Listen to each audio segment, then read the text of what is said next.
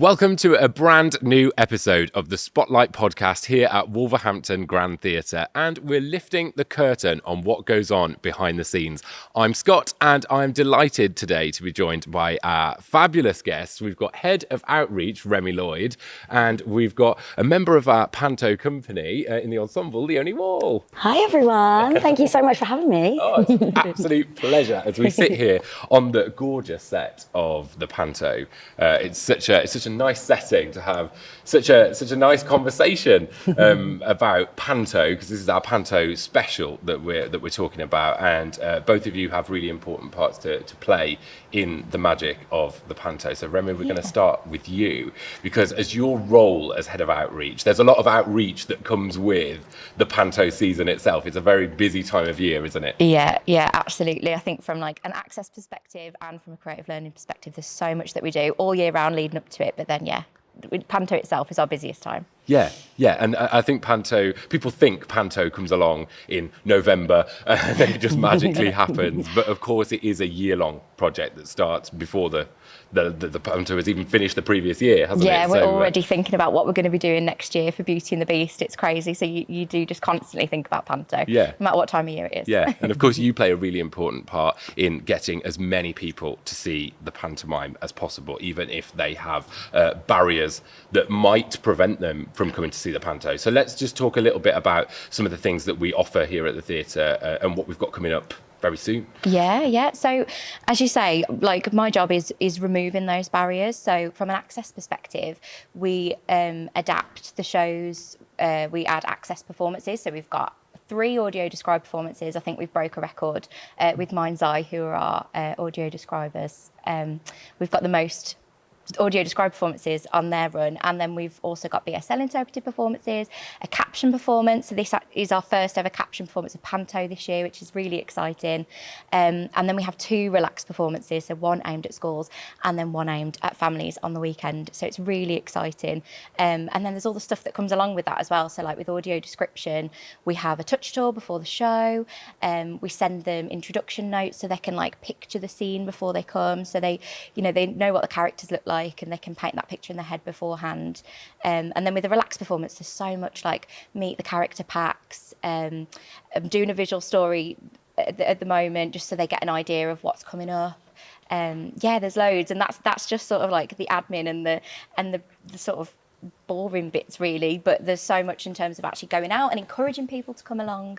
But it's really exciting, and it's really nice when you eventually get to Panto and you see them come and really enjoy the show, and they wouldn't be able to do that without those things. So it's really exciting.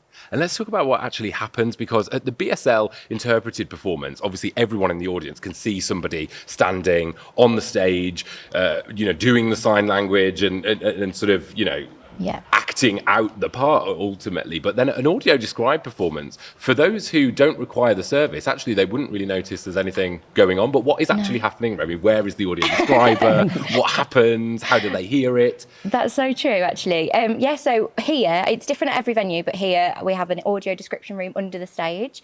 So Anne, who's our lovely describer, she comes and watches the show numerous times, and she actually creates a script within the script. So she describes the things that are happening on the stage that we can see, but obviously if you were visually impaired, you wouldn't know what's happening.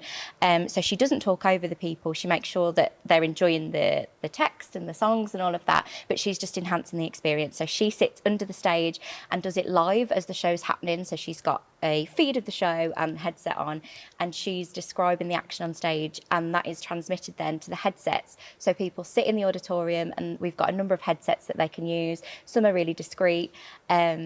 And they're just, they're getting an idea of what's happening on the stage, and it just enhances that. And as I say, we do a touch tour beforehand as well, so the whole package just comes together, and then they're getting as good an experience as anyone else, if not a bit better, actually. Yeah, I was going to say, I don't require the service, and I'd quite happily sit there and listen to it and get up close and personal with all the things that are going on in the show. And there's a lot going on in this show, isn't there? And a lot of it has to do with our fabulous ensemble, of whom Leonie is here representing. We always shine a spotlight on our ensemble, who we love every year. But we are blessed this year that we've got such a fabulous show for the ensemble. Like, you know, people often refer to the ensemble as the dancers, which of course you do dance quite a lot, but there's also so much more going on in this show. Tell us just what it's like for you as someone who has to put Absolutely. So first of all, it has been so much fun to learn so many different new skills on this job. We've been doing rollerblading with Robin Cousins, which has just been an incredible experience. We've been tap dancing, which was certainly a bit of a challenge for myself. I don't know if I can speak for the rest of the ensemble there, but for me, that was definitely a challenging one, but great to brush up on those skills. And the puppetry as well, which of course is one of the main features of the pantomime this year. So it's been really great to learn a new skill and get so stuck in with that. Yeah, and the puppets themselves are fabulous. I mean, they've been created by Joe Peak Puppets, and we've had a special puppetry director, Jess Parker, come in and do the direction of the puppets. And how important has both of their involvement been? Because, you know, we can just give you a puppet, but what have they brought to the show, and how has that enhanced the puppetry scenes? I just can't imagine us doing it without either of them, to be honest. The amount that we've learned as an ensemble from Jess in such a small amount of time is just such a credit to her and the way she teaches and things like that, which has just been so much fun. I've taken so much away from it. And I think we were all quite nervous at first because it was something completely alien to us. And it's certainly a lot harder than it looks, the puppetry. And Jess has been amazing at being very patient with us, first of all, but also making sure that we do get those great puppetry skills in such a short amount of time. So yeah, it's all about like syncing with your hand, it's called, to make sure that your puppet is speaking at the same time as you're speaking, and making sure that you've got every single syllable in there. And that's those sort of small details that when you're watching, you might not realise that that is the amount of effort that really goes into it. It's very technical as well. There's a lot of sort of making sure you've got your swan hand, as Jess likes to call it, placed in the right place, not too high, not too low. You don't want to cover your own face. So there's certainly a lot that goes into it, but we've had so much fun learning with Jess. And Joe, I mean, those puppets just look absolutely incredible. The attention to detail is immense, and I don't know what more to say. You'll have to go and have a look at them because... well, I guess for the people who are listening along to this podcast, make sure you go and check out the video version of this, because shall we meet your puppet? I think we should. She's coming into the shot here. This is Davina. Here she is, my baby. Thank you. Oh, here she is. Look at her. She's so cute. She is. So tell us about Davina. Or Davina, do you want to tell us about yourself? Well, my name's Davina, and I'm one of the 7 peaky miners. I start off quite shy in the show, and I spend a lot of the time looking at the ground because I'm very embarrassed and a bit shy.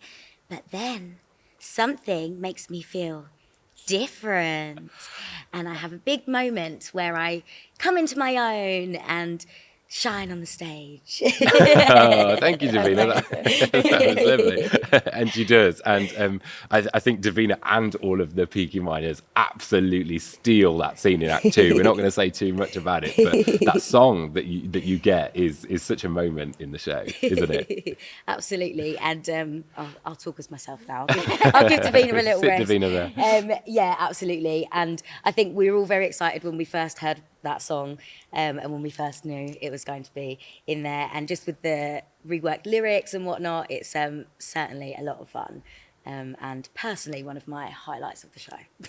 Yeah.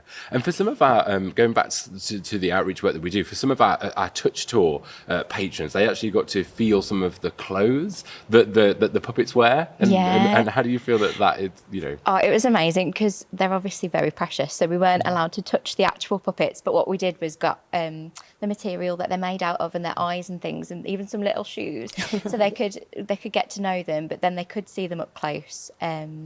And it's really lovely because then they can really paint that picture, as I said.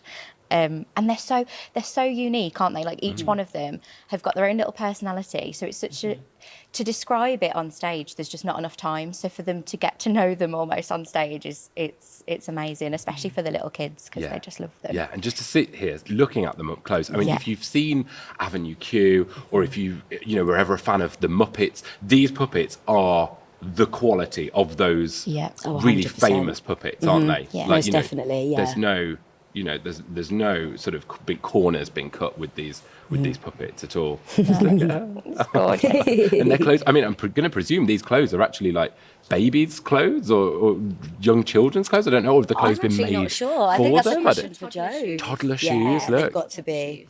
the Some of them have details. got little Doc Martens as well. I think they're so sweet. I'd want to be changing their outfits every night, wouldn't you? Oh, Davina, put this on tonight, and change their costumes for the show. But no, I know that these have been a very popular part of the show and part of the outreach work that we do. And I think even in the Peaky Miners, everyone is represented. Mm-hmm. Everyone who comes to see the show can see themselves in the Peaky Miners. Do you agree? Definitely, definitely. They've all got their personalities, just like Remy was saying. And yeah, I think Joe's just done such a brilliant job of bringing out the detail and really making their personalities shine. And of course, having the rest of the ensemble and as actors, it's been so great to get to know them. And I think we've all definitely bonded with our puppets, which has been very nice. I think we'll be sad to see them go at the end of this job. Yeah, I'd want to take mine. But as I say, representation is so important in the show. And actually, Leonie, you yourself have had some lovely, lovely feedback. We've been receiving feedback because you, as a fellow glasses wearer, for some of the shows, you need to wear your glasses for some of the shows, and that's not been a problem. Whereas in some jobs, I guess it's not possible to wear them. But how is it for you that you're able to just, if you need to, wear your glasses? Yeah, on stage? do you know what? It is something that I was really anxious about before I started this contract. Last year, I had a pretty serious eye infection, that was quite rare, that had been in and out of hospital and whatnot, and I was out of work for almost the whole year, and so I was very anxious to come back in knowing that I wouldn't be able to wear my contact lenses as much as I used to. And I remember when I first signed my contract for this job, we had to give in like a medical form just in case there was anything people needed to know about medical-wise, and I thought, oh, do I write this in or not? Because is it going to go against me that I might have to wear my glasses sometimes? And I thought I better put it in because, it's a part of me at the end of the day and I'm going to have to just suck it up and get on with it. And it's just been so well received by the company, first of all, which is just something I didn't expect. And to know that I've had such great feedback and comments from audience members as well, and to have an impact on especially young children and whatnot, and wearing glasses on stage, it's definitely something that's made me feel so much more confident about wearing them and not so stressed about having to wear my contact lenses all the time.